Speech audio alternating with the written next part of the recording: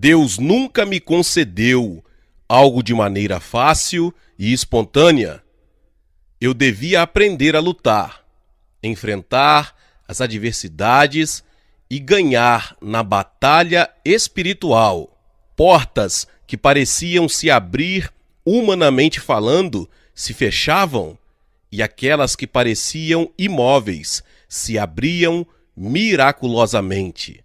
Assim fui aprendendo gradualmente sobre a soberania de Deus.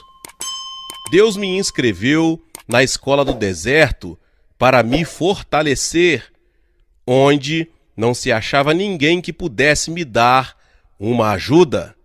Ali no deserto, Deus me pôs junto à pastora Choi.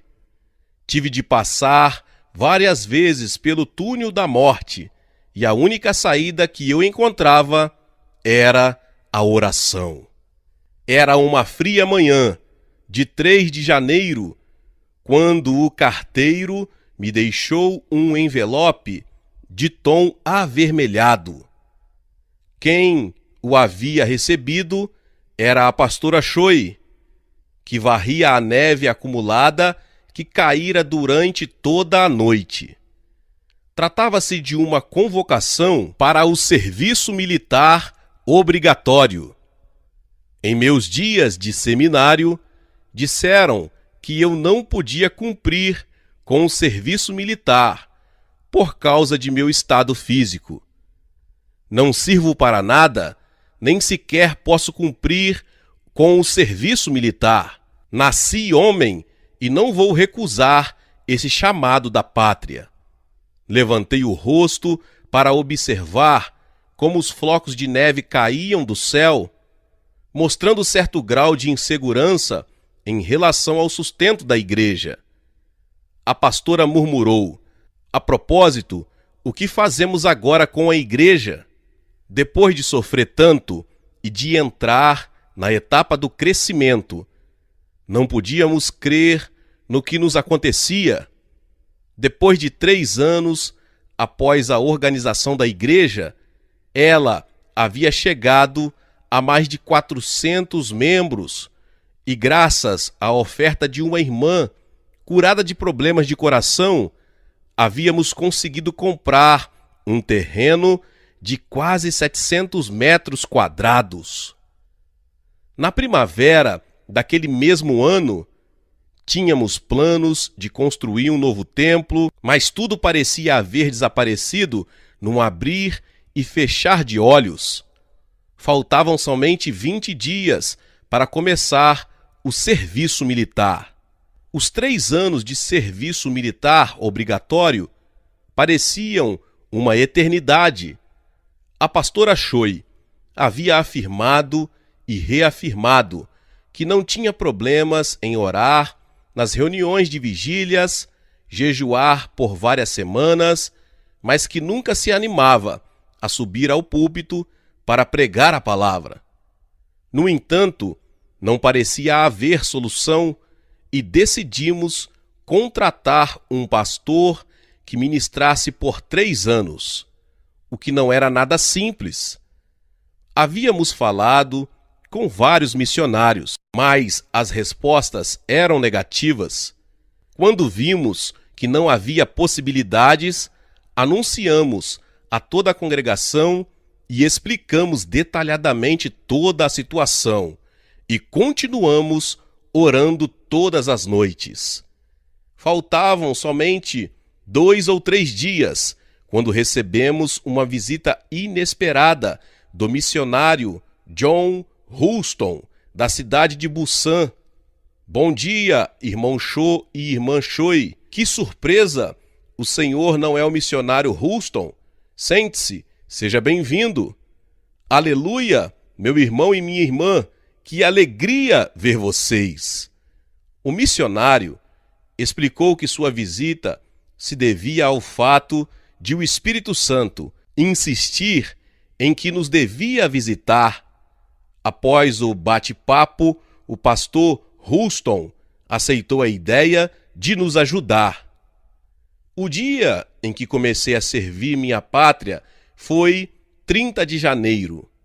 Era uma madrugada, a neve caía acompanhada de um forte vento do norte, e devido à falta de carvão, tive de sair sem tomar sequer um copo de chá. Depois, os filhos da pastora me trouxeram pão e leite. Fui à cidade de Nonsan para realizar novos exames físicos. O resultado foi aprovado. Dei essa notícia à igreja por meio de um cartão postal. Em meu coração, continuava preocupado com a igreja. Ao final de fevereiro, a pastora Choi e várias irmãs líderes da igreja foram me ver com uma caçarola nas mãos. Era frango cozido. Pastor, como está? Aleluia, bem-vindas. E como está a igreja? Toda a minha mente estava dirigida à igreja. Compartilhamos a comida com outros 10 companheiros, mas, ao ver meu rosto seco e minha cútis deteriorada pelo vento do inverno, a pastora Choi não parou de chorar. Irmão Cho, está bem realmente? Sim, não chore, que as irmãs podem nos ver. Veja, lealdade à pátria. A partir desse dia, recebi a visita da pastora Choi e de algumas irmãs todos os fins de semana e sempre traziam algo para comer. Depois do treinamento preparatório, no dia 15 de março, me uni a uma tropa que se encontrava perto da cidade de Seul. 2 fins de semana depois, obtive permissão para a saída. Via-me horrível, pois tinha um rosto mais escuro e estava mais magro. Que pensariam os membros da igreja, pensei. O fato de saber que podia sair todos os fins de semana para servir em minha igreja me tranquilizou um pouco e decidi realizar um batismo nesse mesmo domingo. A princípio, a pastora Choi resistiu à minha ideia, devido a meu estado de saúde, mas expliquei à congregação quanto era importante receber o batismo com água antes da Páscoa. No primeiro domingo do mês de abril, realizei o batismo nas águas. A temperatura havia baixado por causa de uma chuva incomum de primavera. A água do rio, onde o batismo seria realizado, estava bastante fria. As pessoas saíam do rio, imediatamente trocavam de roupa e iam para perto da fogueira para prevenir um resfriado. Mas ao pastor Houston e a mim competia estar quase debaixo d'água por cerca de 2 horas. Comecei a tremer, meus lábios tornaram-se azulados por causa do terrível frio. Além disso, como não tinha uma vestimenta adequada, usei meu uniforme militar. O rosto da pastora Choi refletia a ansiedade por causa da minha saúde. As pessoas louvavam e aplaudiam o Senhor, submersas em alegria. Felizmente, conseguimos batizar todas as pessoas. Irmão Cho, pastor Houston, obrigado. Seja a Deus a glória, sinto-me feliz. Nessa noite, voltei à unidade, sem poder secar minha roupa. Essa mesma noite ocorreu o previsto. Havia sofrido uma hérnia. Fui levado à sala de emergência do hospital militar e fizeram-me uma operação que começou às 8 horas e terminou às 16 horas. Quando abri os olhos, a operação já havia terminado e eu estava deitado na sala de terapia intensiva. Ouvi a voz de alguém que dizia: Irmão Cho. Não via com clareza, mas soube que era a pastora Choi, acompanhada de alguns membros. Procurei dizer algumas palavras. Tenho que pregar o evangelho, ainda que seja dessa forma, ó Senhor. Essas foram as palavras que a pastora Choi disse, tomando-me a mão. Abri os olhos e vi a pastora chorando sem consolo. Pediu aos irmãos que intercedessem por mim, enquanto trazia roupa limpa, pois eu tinha transpirado e gemido muito por causa da dor. Depois de ter secado o suor, vestiu-me com uma saia e casaco, mas não tinha vergonha em tal situação. A pastora lavou a roupa, colocou-a sobre a janela e sentou-se para orar. Ontem à noite, recebi a visita da família Houston, disse com uma voz desesperante, e lembrei que lhe disse: Pastor, acho que Deus quer me levar para o seu reino. Não, irmão Cho, você tem muito a fazer. Deus não vai levá-lo agora. Com lágrimas em seus olhos, o pastor Houston e sua esposa oraram por mim. Enquanto isso, na igreja, toda a congregação estava intercedendo por minha pronta recuperação. No dia seguinte, recebi outras visitas dos membros. Ao vê-los, senti-me melhor e com esperança. Minha temperatura subia a mais de 40 graus, e o fato de lutar com o temor da dor me fazia sentir cada vez mais pressionado. Nessa mesma noite, 10 pessoas deixaram a sala de terapia intensiva como cadáveres. Dias depois, o médico chamou a pastora Cho e disse-lhe que devia fazer todos os preparativos, pois seguramente eu não sobreviveria. Nós o temos observado, mas a cicatriz da operação é grave e, além do mais, como o paciente já vinha com pneumonia, cada vez que tosse, a parte onde fizemos a operação se abre. Creio que será muito difícil se recuperar. Faça todos os preparativos. A temperatura de meu corpo não era estável. Eu tossia muito e, às vezes, entrava em estado de coma. Delirava e era evidente que enfrentava a morte cara a cara. Devido a pouco espaço da sala, a pastora se metia quase debaixo da cama para orar. Deus, cura teu filho, cura-o da tosse, para que não piore a cicatriz da operação.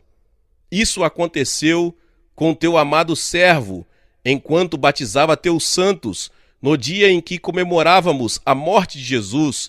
Senhor, Senhor, Senhor, opera e não deixe que tua glória seja coberta. Eu mantinha os olhos fechados, mas ouvia a oração da pastora. Mamãe, não ore mais, creio que Deus me desamparou. O que você está dizendo? Deus nunca irá desampará-lo. Você tem uma missão a cumprir. A pastora Choi disse que queria sair para orar, mas, para dizer a verdade, o que queria mesmo era não me deixar ver suas lágrimas. Mostrou-se mais firme do que nunca antes. Não tinha ninguém de quem depender, a não ser a pessoa de Deus. Começou a orar com todo o fervor de sua alma. Ia ser sua última oração por minha cura. Deus, em nossa igreja, muitos foram curados pelo dom de cura que o Senhor nos deu. Coxos levantaram-se, paralíticos foram curados, mas teu servo está perdido. No caso de o teu servo perder a vida, que seria da igreja e de tua glória? Além do mais, o povo nos considera uma seita. Se o Senhor te apartares de nós e chamares o irmão Cho à tua presença, que poderei fazer sozinha? Enquanto isso, eu tinha um sono. Uma serpente gigante se aproximava de mim, quando vi que do outro lado do Rio Jordão subia um incenso, que de repente veio para onde eu estava e imediatamente consumiu a serpente. Quando despertei, notei que era um sonho e estava suando, e a pastora Cho estava secando meu suor e orando em línguas ao mesmo tempo. Gritei com todas as minhas forças: Mamãe, mamãe, vou viver. Sinto-me bem. Do que você está falando? Expliquei a visão no sonho e a pastora Choi, com lágrimas nos olhos, respondeu: Amém, aleluia. O Deus vivente salvou-me. O incenso simboliza a oração dos santos, que ao ser ouvida no céu, destruiu a serpente. Aleluia. Ó Senhor, obrigado. É verdade? Oraram por minha cura? Claro que sim. Toda a congregação orou e intercedeu em oração e jejum por você por 3 dias. Estou muito agradecido, graças às suas orações, as de Houston e as dos membros. Consegui passar pela prova de fogo e sobreviver. Obrigado. A partir dessa madrugada, não voltei a tossir, mas continuei com a dor da cicatriz. Cada vez que voltava a dor, tinha de morder os lábios até sangrar para poder suportá-la. Apesar disso, a pastora Choi sempre estava ao meu lado, clamando a Deus por minha cura. Mamãe, essa experiência me ajudará a entender mais os doentes e a proclamar o Evangelho com outra perspectiva. Certamente, Deus o fortalecerá. Dei graças a Deus por minha aflição e submeti-me ao sofrimento, pois entendi que era parte do plano divino. Nos dias em que recuperava minha saúde, acontecia a reunião anual do Concílio das Assembleias de Deus da Coreia, na cidade de Seul. Não obstante, nossa denominação também passava por uma prova de fogo. Eu ouvia as notícias da denominação pela pastora Choi.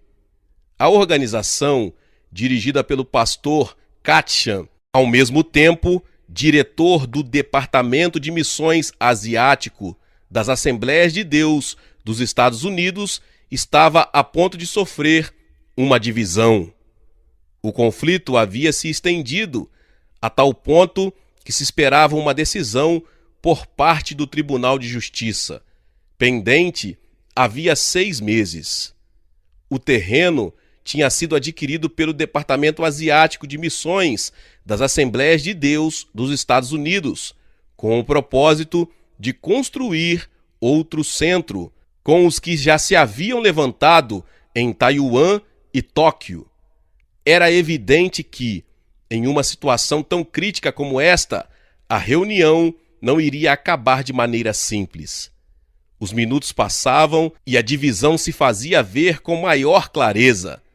Nesses momentos, o missionário John Houston pôs-se em pé para falar. Os pastores coreanos não têm nenhuma culpa nesse conflito.